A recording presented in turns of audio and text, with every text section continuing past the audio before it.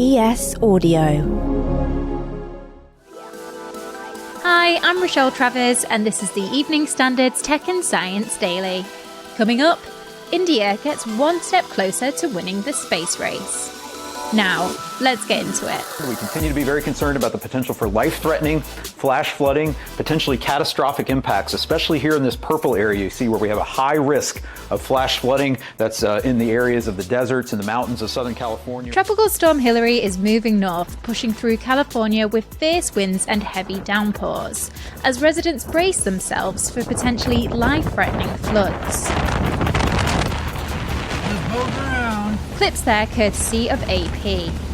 The National Weather Center in the US says the tropical storm, which at one point was a hurricane, could potentially bring with it historic rainfall amounts that could trigger more floods, landslides, and debris flows. Hilary weakened as it made landfall in Mexico on Sunday, but it's the first tropical storm California has experienced in 84 years. As the state began experiencing the worst of the storm on Sunday afternoon, a magnitude 5.1 earthquake struck Ventura County, about 80 miles northwest of LA. Hilary is expected to dissipate later today.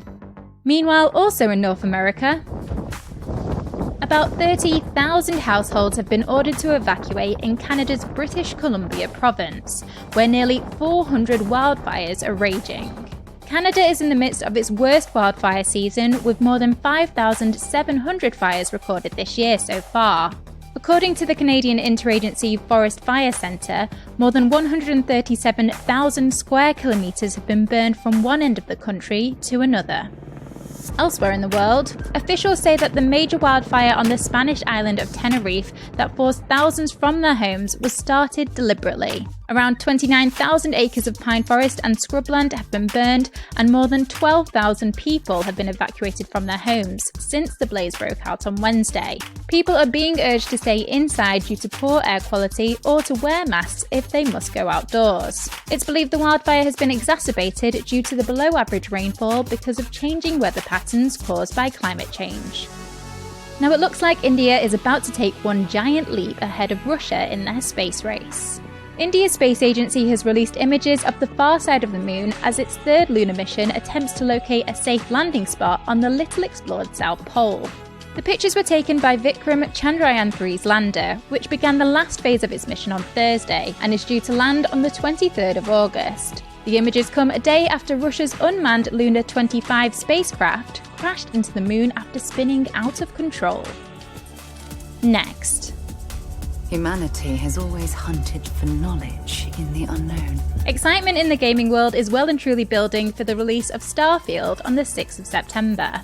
By one of the most celebrated development teams in the world, Bethesda Game Studios, it will be their first completely new offering in 2 decades. But despite the hype, Bethesda is reportedly unhappy over leaks online from review copies of Starfield, which has led to some criticism over the game's start screen, logo, and menu options.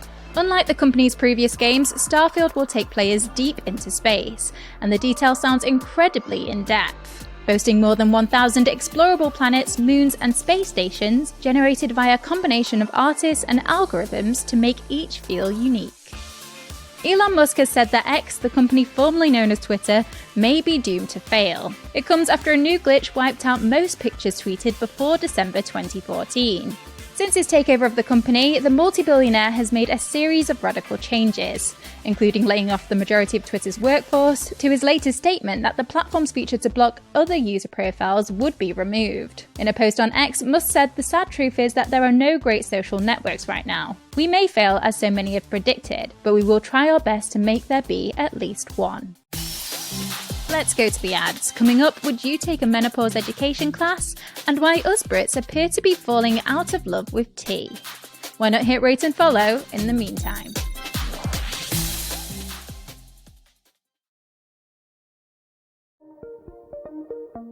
Welcome back.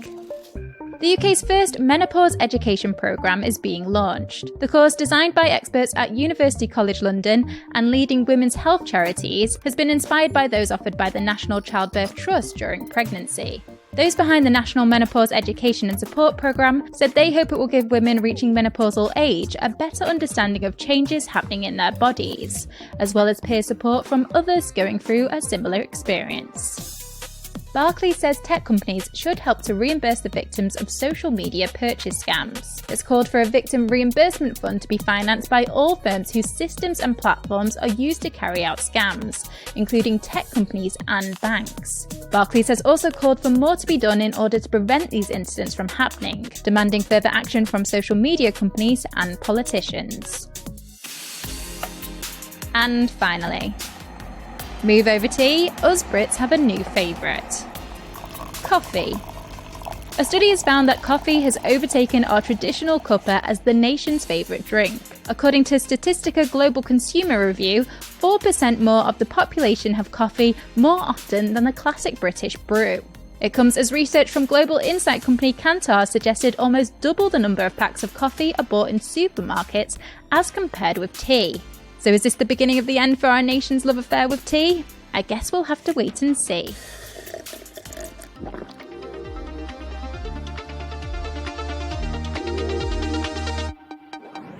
You're up to date. Come back at 4 p.m. for the Leader podcast from the Evening Standard. We'll be back tomorrow at 1 p.m. See you then.